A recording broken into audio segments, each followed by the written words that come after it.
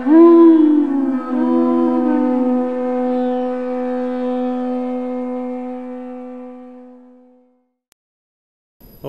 Namo Bhagavate Vasudevaya.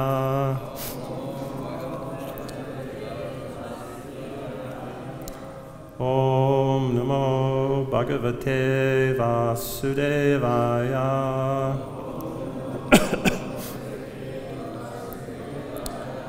Om Namo Bhagavate Vasudevaya.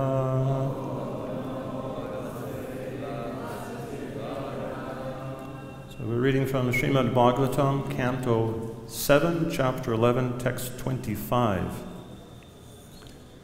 Strinam chapati devanam tach shru shru shanukulata tad bandhu svanuvrittascha Nityam tad ratadaranam Strinam chapati devanam Tatshushanukulata Tadbandhu shvanuvrittischa Nityam tad ratadaranam Strinam chapati devanam Tatshushanukulata Tanbandhu shvanuvrittascha Nityam tad ratadaranam Strinam of women Cha, also, Patidevanam, who have accepted their husbands as worshipable. Tat Shushusha, readiness to render service to her husband. Anukulata, being favorably disposed towards her husband. Tatbandushu, unto the friends and relatives of the husband.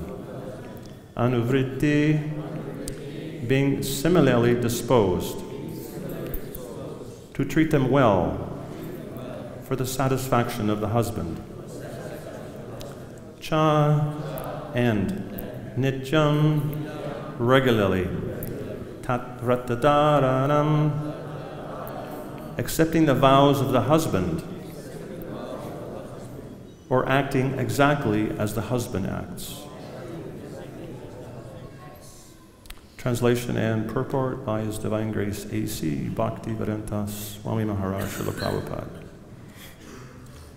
To render service to the husband, to be always favorably disposed toward the husband, to be equally well disposed towards the husband's relatives and friends, and to follow the vows of the husband, these are the four principles to be followed by women described as chaste. Purport. It is very important for peaceful householder life that a woman follow the vow of her husband. Any disagreement with the husband's vow will disrupt family life. In this regard, Chanakya Pandit gives a very valuable instruction. Dampacho kalaho nasti tara shri svayam agata. When there are no fights between husband and wife, the goddess of fortune automatically comes to the home. A woman's education should be conducted along the lines indicated in this verse. The basic principle for a chaste woman is to be always favorably disposed toward her husband. In Bhagavad-Gita 1:40 it is said, Strishu dustu varshnaya jayate varna sankara. If the women are polluted, then there will be varna sankara population. In modern terms, the varna sankara are the hippies who do not follow any regulative injunctions. Another explanation is that when the population is Varna Sankara, no one can know who is on what platform. The Varnashram system scientifically divides society into 4 Varnas and 4 ashrams. But in the Varna Sankara society, there is no such distinction and no one can know who is who. In such a society, no one can distinguish between a Brahmana, a Kshatriya, a Vaishya, and a Sudra. For peace and happiness in the material world, the Varnashram institution must be introduced. The symptoms of one's activities must be defined and must be educated accordingly. Then spiritual advancement will automatically be possible. Namo Vishnu Padaya Krishna Pashtaya Bhutale Srimati Bhakti Vedanta Swamini Te Namane Namaste Saraswati Devi Gauravani Pacharane Nirvashesha Shunyavadi Pashtacha Deshatarane Omaganatim Arandasha Janan Janan Shalakaya Chakshuram Militam Jaina Tasmai Shri Gurave Namaha Mukam Karoti Vachalam Pangam Langayate Girim Yat Kripatamaham Bande Shingurum Dinataranam.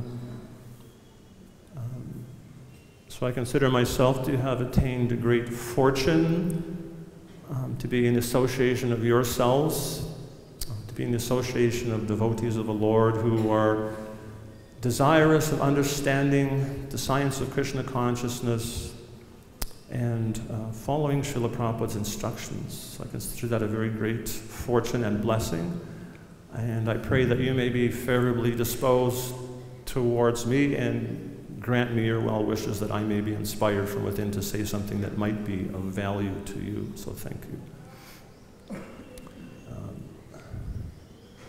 So when I first read this verse, it almost felt to me like it was a conspiracy.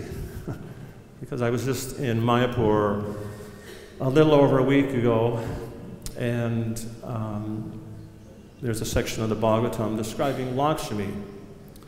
And I gave class there, and I gave reference to one purport in the 4th canto, 1st chapter, where Srila Prabhupada also mentions this same point, which Chanakya Pandit describes how when the husband and wife live together peacefully, then Lakshmi is present. And this has come up again in this purport, so somehow that followed me here. And I find that interesting because my service to Srila Prabhupada for the last 12 years has been very much in regard to trying to help support, encourage, and bring stability to the Grihastha ashram within Srila Prabhupada's mission. And almost a little over 20 years ago, my wife and myself and our family moved to a rural community in Canada, and a part of our reason was also because Srila Prabhupada, he wanted these rural communities and he wanted Varnashram. So we thought, let's move there and see what we can do to help Srila Prabhupada establish this community and try to do something, however small, to do something to implement Varnashram. And then during the first 10 years within that community, the community was rocked by quite a number of divorces, which was very tragic and had great impacts upon the community, and actually had very much a stifling effect on the development of a community, especially if we consider what Varnashram is and the interrelationships between these different Varnas and ashrams. So especially for the Grihastha ashram, each individual ashram, I'm going to have to apologize in case I'm a little redundant if anyone was in Mayapur and heard that class. I'll try not to be redundant, but I may mention a few points which I said previously. But anyway, the Grihastha ashram, each individual ashram is like a foundational building block in that structure of Varnashram. And if those building blocks are strong and healthy, flourishing, then your society can sit on top. Because the Grihastha ashram, they support all the other ashrams. So they're very important in that regard. And again, if there's problems in the Grihastha ashram, it's going to have a great impact on our ability to implement Varnashram. So if the foundation is weak, it will cause problems. We were on another farm project, 1974 through 76. A completely different community, and it was a sincere, but in many ways immature attempt at rural community and implementing Varnashram, and there was many mistakes that were made. And even in a sincere attempt to follow Srila Prabhupada's instructions. Srila Prabhupada, he'd given some instruction that when we were to build homes, we would use local materials. So as far as possible, we used local wood, but for the structures they were building, they had to make a concrete foundation for each home and building. So the devotees thought, okay, Srila Prabhupada, he said we should use local materials. So instead of spending money on purchasing sand, because you need sand to mix with the concrete to make cement. So the devotees thought, well, we'll just use some local material. And so they used some local earth that looked like sand to mix with the cement to perform these foundations. And probably within 4 or 5 months, all these foundations began crumbling. So it was a little misapplication, not a thorough, conscious understanding. And that community also, we thought we were very transcendental. We're above all the rules and regulations of the material world. And there was many structures that were built and modified for homes for devotees and temple, and in the process, because we were transcendental, we neglected many of the rules and regulations of the outside society, which are actually meant for safety. They seem very troublesome and burdensome at the time when you have to meet all these regulations when you're building a structure. But devotees thought we don't need to follow these. And there was, I don't know how many fires, how many buildings burnt down, because devotees just carelessly they insulated buildings with straw and sawdust and just laid electrical wires on top without proper understanding of safety. And one of my godbrothers, he fixed up this building into an apartment like that, and the first night he moved in, he turned the light switch on, and within half an hour the roof was on fire. And there was much more that happened there which is better forgotten, but I think I came away from that experience with almost like post-traumatic stress disorder. So when I hear about Varnashram, sometimes I think, I want to make sure we get this right. We don't make the same kinds of careless mistakes and blindly try to follow things without understanding the proper circumstance and context, how to do that. And sometimes that's easy to do, to take things out of context and not really thoughtfully apply them. Sometimes Srila Prabhupada, he would criticize us, that he would say, you have no common sense. You have no common sense. Srila Prabhupada, he once wrote that, he was describing how, he said a yogi, he only passes stool once a day. And a bogi passes stool twice a day. And someone who's a rogi, he passes stool 3 times a day. So Prabhupada, he wrote that somewheres.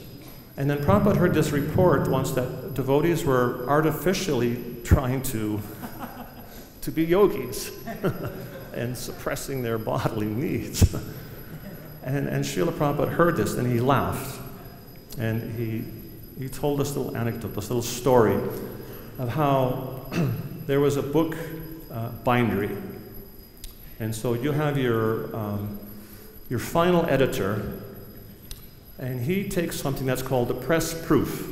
The press proof is the first model of what the finished book is going to look like. And he gives that to the production manager. And the production manager's duty is to make sure every book that comes off the assembly line looks exactly like the press proof. So somehow this press proof had a squashed fly on the cover. And I always remember the story because I received a book from India once, and it was a laminated cover, and there was a fly squashed under the lamination of the cover, so I've seen that. But anyway, Prabhupada's telling the story. So the production manager, he's thinking, I have to make all these books look like the press proof. And then the editor, he hears all this commotion in the latrine. And he hears all this noise, and bang, bang, bang, bang, and he goes in the latrine, and he sees the production manager is in there swatting flies, just madly, like killing every fly he can. And he says to him, what are you doing? He says, I'm catching these flies so I can put them on the cover of each book. So Prabhupada was saying our immature, our not thoughtful application of instruction, sometimes we can actually miss the point. So it's very much important that we have to read Srila Prabhupada's books and study Srila Prabhupada's books and try to understand what is Srila Prabhupada's mood, and pray earnestly that we can learn to apply and live that knowledge in the proper consciousness. So here Srila Prabhupada, he's again talking about grihastas and how in the grihasta ashram there should not be fighting. And I was mentioning in Mayapur, those two purports were always a bit of a puzzlement to me, because my wife and I have been married almost 47 years, and we never actually had a fight. We have had lots of differences, we've had tensions, we've had challenges, but somehow we just work it out. We didn't have a need to have some escalated fight. So when I read these verses, how, you know, if you don't fight, Lakshmi is supposed to be present, I was confused because we were never wealthy. So I thought, what does that mean? Lakshmi is present. And my wife was explaining to someone once, I overheard her talking to this individual, and she said, in our marriage,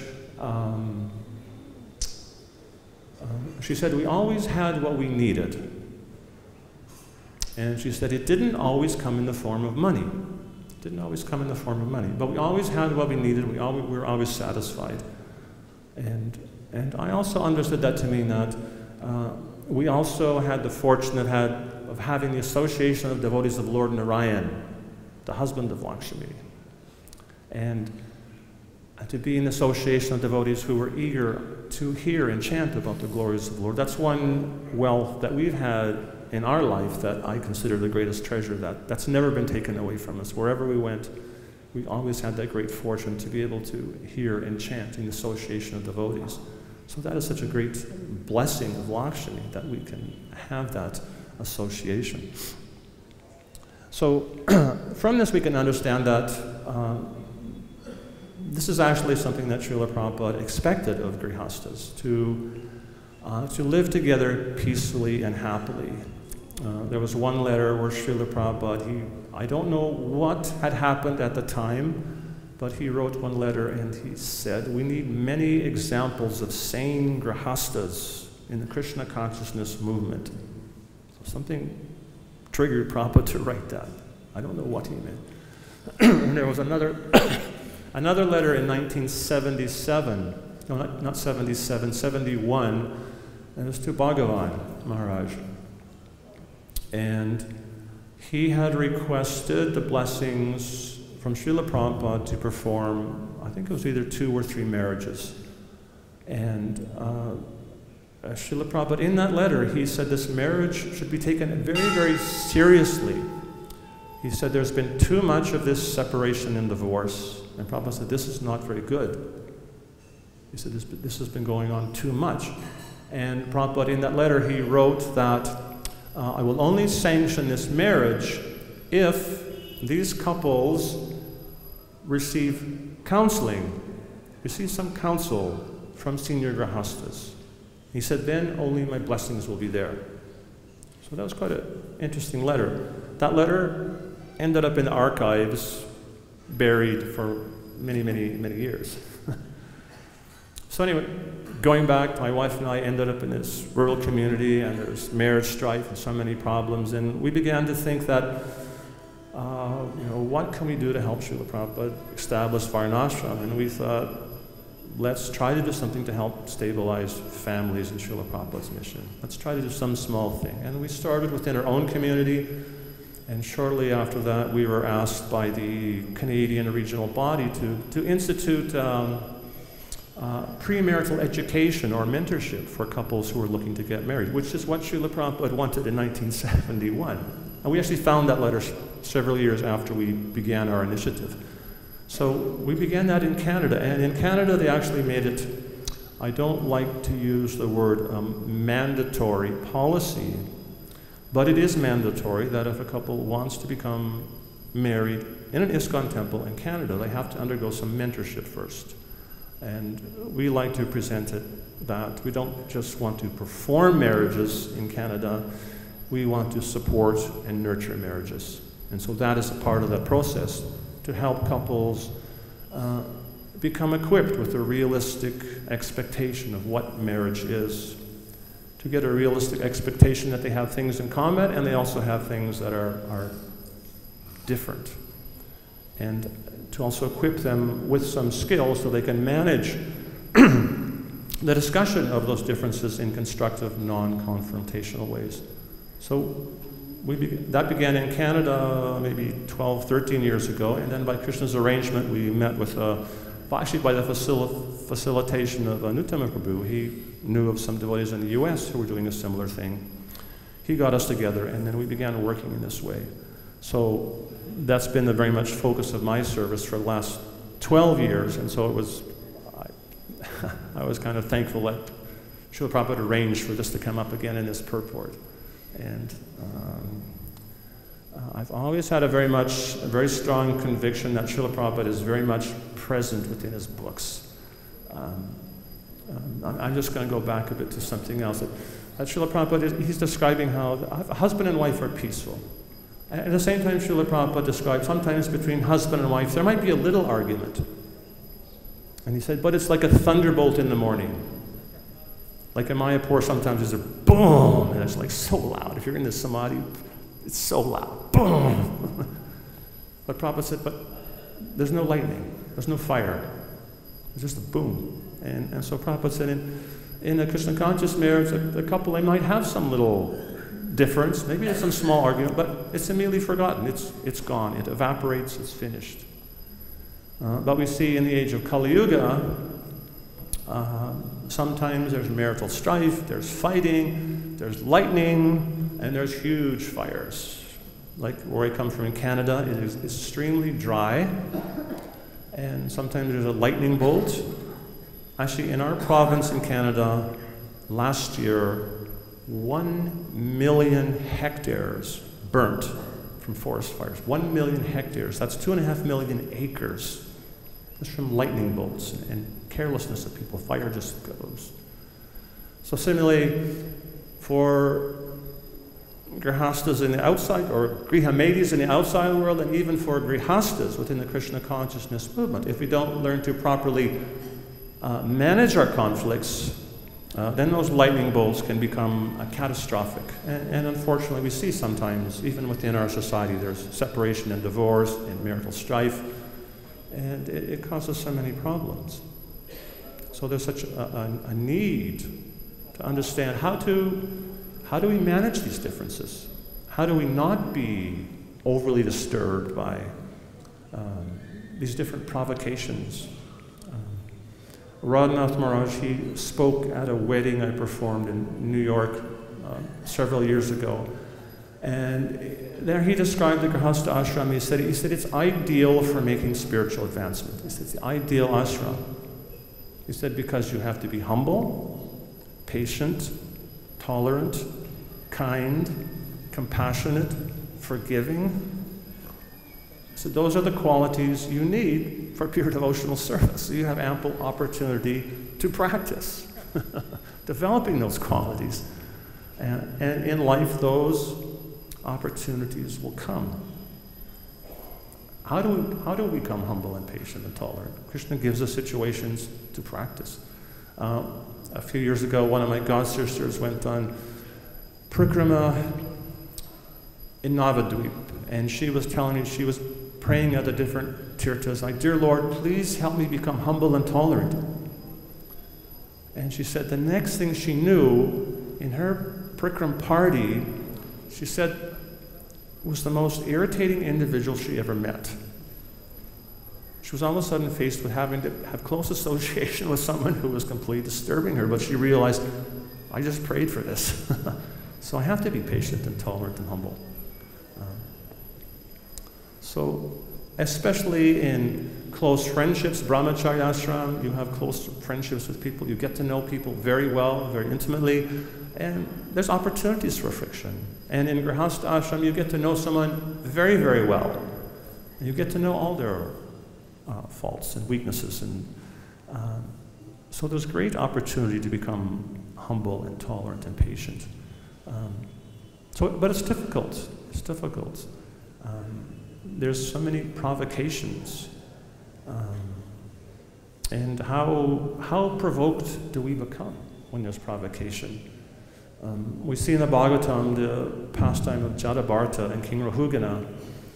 When Jadabharta was carrying the palanquin, there's 4 men carrying the palanquin, and Jadabharta, he saw those ants are spirit souls. They're actually minute part and parcels of Krishna. I have to offer them the deepest respect. So he didn't want to step on them. So he was stepping around, and it made the palanquin ride very uneven. And so the king, he became extremely angry and began chastising Jadabharta. He's a fool, you're stupid, you're an idiot. Why are you doing this? I'm going to punish you to make some sense into you. But it's described Jadabharta, in one place Srila Prabhupada said, there was a slight wave of dissatisfaction. Like if it was a line graph, for Jadabharta, when he was insulted, it was probably like a little blip. He wasn't disturbed by it. It was just a little wave of dissatisfaction, and he began to preach to the king that actually, your lordship, I'm not fat, I'm not thin, I'm not this body. Your words actually can't affect me because I'm a spirit soul. And he began to preach to the king the most elevated philosophy, and King Rahugana realized this is no ordinary person, and he offered his obeisances to Jadabharta. So Jadabharta, he was unaffected. Or we see Prahlad Maharaj, he was even persecuted by his father, unaffected, completely transcendental. So much provocation, but unaffected. But for myself, and I'm sure some of us have experienced, when there's provocation, that line graph goes like, becomes like a tsunami in our consciousness. We become overwhelmed and angry and frustrated, and the tendency is to lash out. But is that really what we want to do? Is that really the most productive way to deal with those situations? Because often we realize when we're angry, we tend to say, we tend to regret our actions after. Because the more angry you become, your ability to make good decisions decreases. Actually, there was a very famous boxer in North America, Muhammad Ali. And he actually became very favorable to ISKCON. He was a very close friend of Bhakti Maharaj. And so this boxer, Muhammad Ali, one of his strategies was to make his opponents angry. Because if they became angry, they would make mistakes. So he used anger as a tool. And similarly, by the influence of the material energy, the modes of material nature, we become angry and we tend to react in the modes of passion and ignorance in very unproductive, very counterproductive ways, which can damage relationships. And that's not what we desire. We desire to actually become situated in the mode of goodness. Varnashram is meant to bring one from animal life to human life, from human life to godly life, and godly life back to Godhead. So in Krishna consciousness, we're trying to learn how to act in a godly way, to control those urges of passion and anger. And Srila Prabhupada, in that pastime of Jadabharta, he said, we cannot do this instantly. We can't do this instantly. We can't come to the platform of Jadabharta instantly. As you consider, we've been conditioned since time immemorial to be under the influence of the modes of passion and ignorance, just completely conditioned. So that conditioning is still very much prevalent. But in one purport in the pastimes of Jadabharta, Prabhupada mentions this. He said, we cannot do this instantly. But he quoted the verse, Nasta praeshu abhadreshu nityam bhagavata sevaya bhagavati utama shloki bhaktir bhavati naistaki. That by regularly hearing the Srimad Bhagavatam and rendering service unto the pure devotee of the Lord, everything inauspicious within the heart will be destroyed practically to nil. And a loving service unto the Lord will come into being established as an irrevocable fact. So that's, for us, our hope and aspiration is that we study Srimad Bhagavatam together, we're trying to understand Srila Prabhupada's books, and we're trying to understand how to live that philosophy. Not just, to a certain degree we have to intellectualize it, but practically we have to learn to live it within our heart. Divya Gyana Hridi Prakasito. Narottam Das Thakur, he gave us this beautiful prayer that how the spiritual master, he enlightens us from within that heart. So within the heart, that transcendental knowledge comes. And so with that knowledge, we can gradually learn to check those forces of desire and anger. And rather than respond to those stimuluses in negative, counterproductive ways, we can try to look how to respond in a more Vaishnava way. And I was just reading that pastime also about Jadabharta, that verse Nasta praeshu abhadreshu that Prabhupada quoted. And I was very much recalling in 1977, my wife and I came to Vrindavan just a little bit less than 2 weeks before Srila Prabhupada's departure. And I was reading Bhagavatam on the plane when we were coming, and I was reading that verse Nasta praeshu abhadreshu nityam bhagavata sevaya bhagavati utama shloki bhaktir bhavati naistaki. And Prabhupada describes there that there's three things. He said there's Bhagavan, there's the book Bhagavat, which is the book about Bhagavan, and there's the person Bhagavan who leads his life in terms of the book Bhagavat. And he said all three are identical. All three are identical. And so it's such a fortunate thing that we have exposure to this, to Srila Prabhupada's books, to Srila Prabhupada's teachings. And I have a very strong memory of arriving in Vrindavan and going to Srila Prabhupada's room. Srila Prabhupada was in his bed at that time, and offering obeisance to Srila Prabhupada and looking up at Srila Prabhupada and just having this overpowering realization that Srila Prabhupada was the embodiment of his books, and he was embodied in his books. It's something that very much, just very deeply affected me. I could see that Prabhupada, somehow he was embodied in his books. That Prabhupada was actually non-different than his books. And I think that's something, like sometimes devotees, they offer respect to Prabhupada disciples, but in one sense the only difference between the Prabhupada disciples and the new devotees, Prabhupada's grand disciples, is that we've been reading Srila Prabhupada's books for 45 or 47 years. We've been trying to understand. We've been trying to understand and implement what Srila Prabhupada has taught within our lives, within our hearts. And that is actually available to all of us. And it's actually a very great responsibility, if, especially we consider this varnashram as like this onerous task. And varnashram, it begins with the point as Ramapad Maharaj was saying, is actually becoming human beings, coming to the human platform. And coming to the human platform means developing those Vaishnava qualities of humility and tolerance and respect and compassion. And again, going back to the Grihastha ashram, there is great ample opportunity to develop those qualities. And it's crucially important that all devotees, especially Grihasthas, see that we actually have it as a sacred duty to become the best that we can be for Srila Prabhupada, to make that attempt to be the best that we can be. Because people are looking at the Krishna consciousness movement, and people are attracted by the philosophy, and people are also very much attracted by the devotees of the Lord. I was talking recently with one of my godbrothers.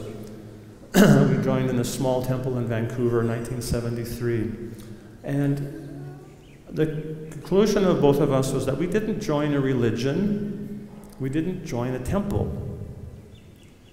We were attracted by Srila Prabhupada's books, and there was a small house that was packed full.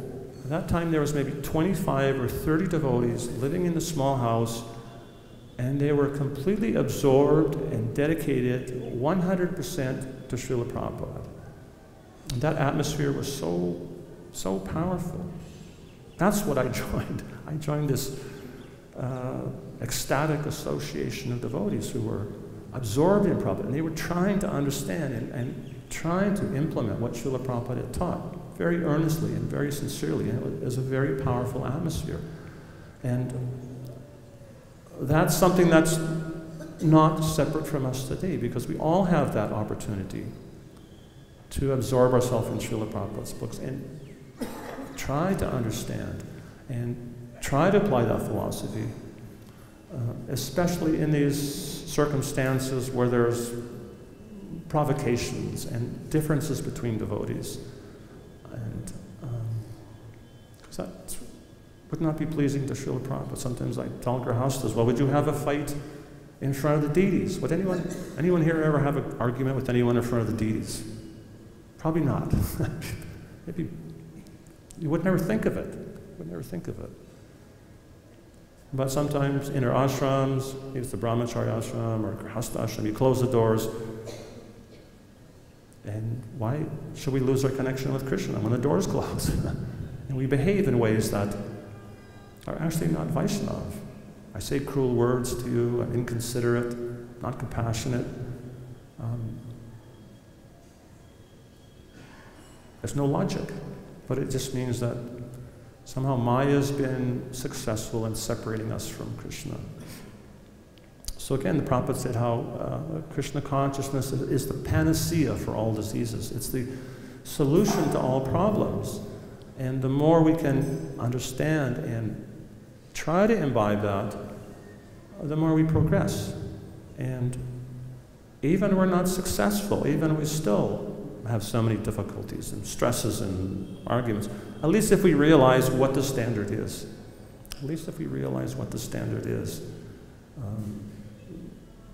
Srila Bhaktisiddhanta, I mentioned this in the Mayapur, but it was something very profound we encountered that Srila Bhaktisiddhanta Saraswati Thakur Maharaj had wrote about marriage. And it was very significant because he's Nastaki Brahmachari, lifelong Brahmachari. But he wrote this article about marriage.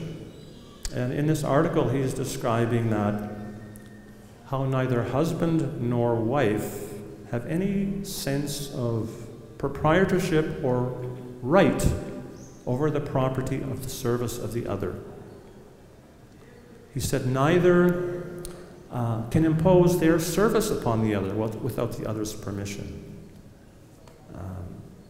And he also said that it's a very deep paradox. He said so both the young man and the young woman, he said they should both only accept as a spouse someone whom they see as a better servant of the Lord than themselves. So how are you going to, it's a bit of a paradox. How are you going to solve that? It means trinadapi samicena, It means we have to develop humility and patience. And Srila Bhaktisiddhanta, in the end of the article, he said, therefore, the acharyas are very reluctant to allow anyone to enter into that institution of marriage, because he said it's very rare to find individuals who are willing to render selfless service to each other. Mutual selfless service. He said it's very rare. So Srila Bhaktisiddhanta Saraswati Thakur Maharaj, he set the bar very high. And so we may not be able to come to that platform. It's like Prabhupada said, we can't imitate Jadabharta. His mind is completely peaceful. We can't imitate that. But at least we know what the standard is. We know what to strive for. We know what the goal is. We know that,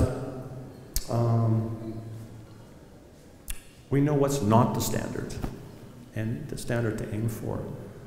So that's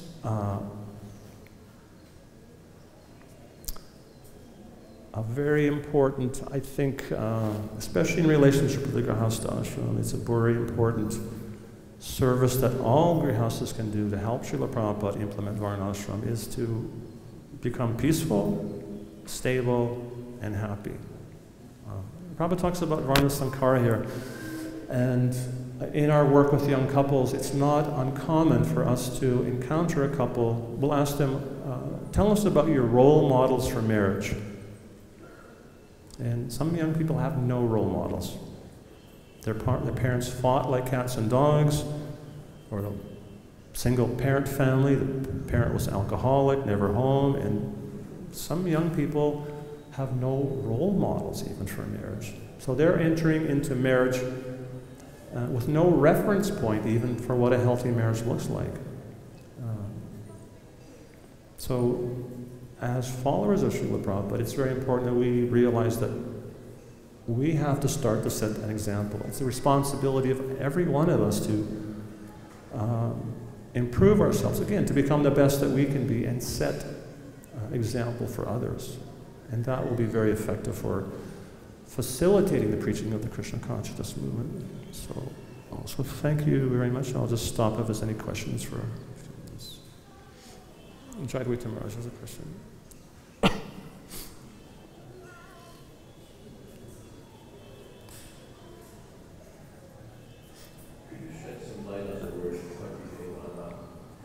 Praddevanam.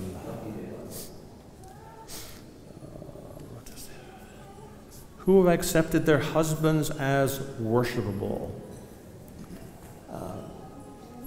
So Prabhupada, one time he described how the husband, he should actually almost see his wife like Lakshmi, and the wife should respect her husband almost like Narayan. There should be this respect. And so worshipable, to my mind, does not mean that the wife's honor and respect of the husband, that supersedes worship of the Lord. But that, in my mind, that means that both husband and wife see that by the arrangement of the Lord, Krishna has brought us together. My spouse is someone who's very dear to Krishna, and my duty is to respect and care for that person in a very respectful, compassionate, kind way. And to me, that's what that means. This worshipful means to respect and honor, not to exploit, not to... Actually, Srila Prabhupada, one time, it's actually in a conversation with Hayagriva that's recorded in dialectic spiritualism. He said, if the wife does not serve the husband, and the husband thinks the wife is his servant, Prabhupada said that's not very good. But in a sense, that's what's supposed to be happening. The wife is supposed to be serving the husband, and the wife is the husband's servant in a sense. But Prabhupada said that's not good. But then what Prabhupada said in the next sentence was, he said, if the husband gives the wife all protection and the wife serves the husband, he said this is the ideal of Vedic life. So in other words, if the husband, if he respects and honors his wife, if he makes her feel secure, protected, peaceful, happy, advancing the Krishna consciousness, then automatically she's going to serve. It's going to be a mutual reciprocation of service and respect. And I think sometimes that's our experience is sometimes we get asked the question, a man will come up, couple comes up, and the husband says, "What's the ideal of a Vedic wife?" And the wife is rolling her eyes. And you can read between the lines, what he's really trying to say is, how can I control my wife? But it's not a matter of control, it's a reciprocation of loving devotion. That if the husband he's serving his family by protecting and caring for them and helping in their Krishna consciousness, then there's going to be that automatic reciprocation. It's not just a Vedic edict. So that's my realization of what it means to be worshipful in the eyes of your spouse. Does that answer your question?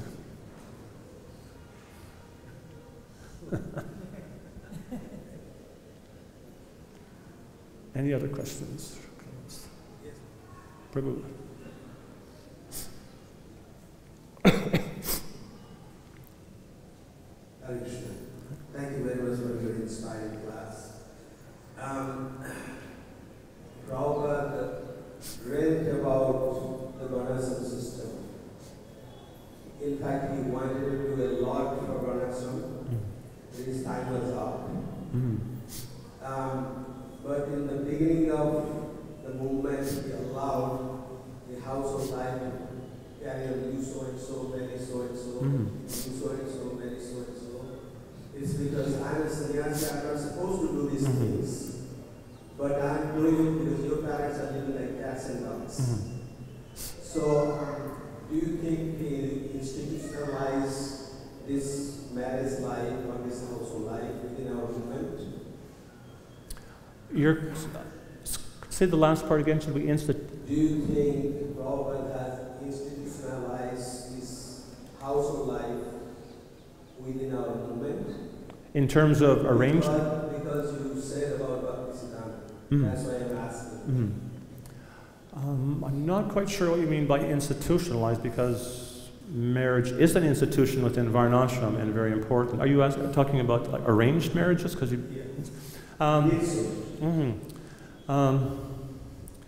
I think Prabhupada did that out of necessity, and we see some of those couples were successful and some were not, that Prabhupada arranged marriages. And from my practical observation, I think in terms of arranging marriages, it's actually a very great science. Like you read in Chaitanya Charitamrita, Vanamali, he was like the person in the village who did that. And I think those kind of people, it's like they have some mystic ability to understand. And also they would discuss with the family members. And as you said, the whole family is our Varna Sankara, so everything's topsy-turvy. But in my understanding, in the actual Vedic marriage, and generally in Vedic marriage, you would marry someone probably from the maximum 2 days horse ride away. So the culture would be very similar. You would have both boy and girl would have a big extended family. They know the children very well. People in the village know them all, and so there's this whole network of information that they can understand, and also using qualified astrologers. So all that information is put together to help make suitable matches. And in this age, we don't have that extended family. And especially for my generation, we gave up our families to become devotees. And that's kind of ironic. That's what is needed now, stable families. We practically destroyed our families by becoming devotees. But it was necessary to start. But now, wait, Mars, didn't you say once our society needs grandmothers? Yes, we need grandmothers. That wisdom.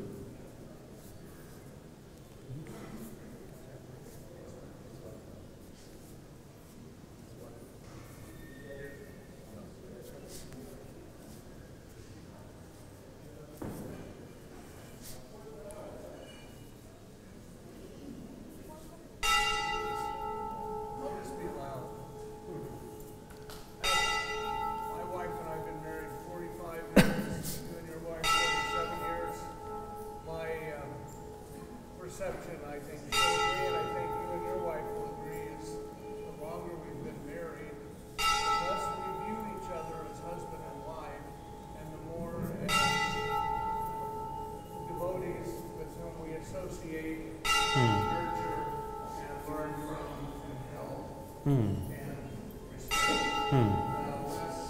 There's less of the body consciousness. So Mahendra was making a very nice point that the result of his experience and also the experience of myself and my wife is that as the years go by, you see yourself more in relationship with Krishna and how to progress in Krishna consciousness, and that's the essence of your relationship. So 9 bells. I'd like to thank you for your association. All glories to Srila Prabhupada. Hari Bol.